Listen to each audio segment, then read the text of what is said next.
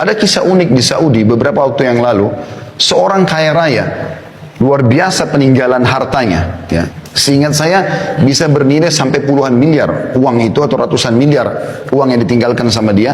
Tapi dia karena selalu sibuk dengan bisnis sampai tidak sempat menikah dan dia jauh dari kerabatnya. Ya, dia selalu memblokir dirinya tidak bertemu dengan kerabatnya. Intinya pada saat dia meninggal dunia, pemerintah Saudi, tepatnya pengadilan, itu menahan hartanya semua dan mencari tahu mana ahli warisnya. Ditemukan hanya ada 3 ahli waris pada saat itu, dan ini sepupu yang jauh, karena sudah tidak ada kerabatnya, orang tuanya sudah meninggal, pamannya sudah meninggal semua, tinggal ada 3 orang sepupunya dipanggil, dan mereka orang-orang susah. Pada saat datang ke pengadilan, ketiganya berkata kepada hakim pada saat itu, ada apa kami diundang? Ada pelanggaran kami lakukan? Kata hakim, tidak. Apakah kalian mengenal si fulan?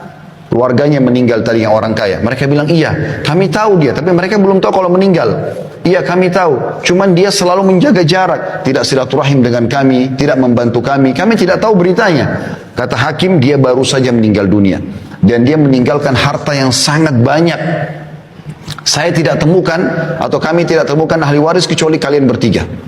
Maka pada saat itu pun ditandatangani, mereka mendapatkan warisan yang tadinya miskin, langsung dapat puluhan miliar satu orang, tiba-tiba menjadi kaya raya gitu. Maka setelah itu mereka sudah mau keluar dari pengadilan, kata hakimnya, saya ingin memberikan ide sebentar.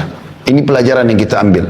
Saya ingin berikan ide kepada kalian. Kan kalian juga mendapatkan harta dari si mayit tanpa upaya apa-apa. Tiba-tiba kalian mendapatkan uang jutaan real, sekian puluh miliar, tanpa ada upaya apa-apa. Bagaimana kalau setiap orang di antara kalian mengeluarkan uang, kalau nilai rupiahnya masing-masing 1 miliar saja keluarkan. Jadi kalau dia dapat 30-40 miliar, 1 miliar tidak ada, kecil sekali. Keluarkan 1 miliar setiap orang. Jadi 3 orang 3 miliar, kita bangunkan masjid buat si mayit. Supaya dia dapat amal soleh juga, sebagai balas juga kebaikan kalian kepada dia. Apa jawaban ketiga? Jadi ini kisah nyata teman-teman sekalian, ini bukan direkayasa. Ini jawaban bagi orang yang selalu berharap nanti ahli warisnya akan berbuat amal soleh buat dia, sehingga dia tidak banyakkan amal selama dia hidup. Ini kekeliruan. Belum tentu ahli waris kita mau berbuat baik buat kita. Mungkin pun kalau dia doakan sebulan sekali. Saya tanya jujur teman-teman sekalian hadir di sini, berapa kali anda doakan kakek anda dalam sehari? Berapa kali anda doakan kerabat anda sudah meninggal? Sebulan sekali kah? Setahun sekali kah? Awal kita meninggal, hari pertama, hari kedua, hari ketiga, hari ke-10, 1 bulan, 1 tahun masih dikenang. Setelah itu akan dilupakan. Maka yang tertinggal adalah amal yang anda kerjakan. Apa kata kerabat yang pertama? Dia mengatakan, saya punya utang banyak, saya mau lunasi. Ini cuma alasan, dia tidak mau bersedekah untuk si mayit, pemilik harta yang sebenarnya. Kemudian yang kedua juga mengatakan, saya sudah lama hidup susah, saya ingin hidup senang sekarang. Maksudnya saya tidak akan memberikan uang untuk bangun masjid itu.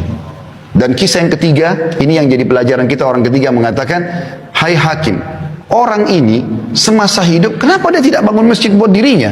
Kenapa sekarang kami ahli waris yang harus membangun? Walaupun orang ini juga buruk karena tidak mau bersedekah, tapi kita ambil pelajaran dari situ. Ternyata amal-amal soleh yang terbaik adalah yang kita tanamkan sendiri selama kita hidup. Kalau kita berharap setelah kita meninggal ada yang berbuat amal soleh, itu sangat kecil sekali persentase yang bisa kita dapatkan. Kalaupun yang mengenang kita anak-anak, Allahu a'lam, cucu-cucu dan cicit kita apakah masih mengenang kita atau tidak. Maka maksimalkan saudaraku seiman.